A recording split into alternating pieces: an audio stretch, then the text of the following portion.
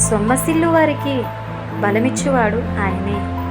శక్తిహీనులకు బలాభివృద్ధి కలిగజేయువాడు ఆయనే. బాలురు సొమ్మసిల్లుదురు, అలయుదురు, యవనస్తులు తప్పక తొట్టిల్లుతారు. యెహోవా కొరకు ఎదురు చూచువారు నూతన బలము పొందుదురు. వారు పక్షిరాజు వలె రెక్కలు చాపి పైకి ఎగురుదురు, అలయక పరిగెత్తుదురు, సొమ్మసిల్లక నడిచిపోవుదురు. ఈ మాటలు ప్రతి ఒక్కరి జీవితాల్లో దేవుడు నెరవేర్చునుగాక.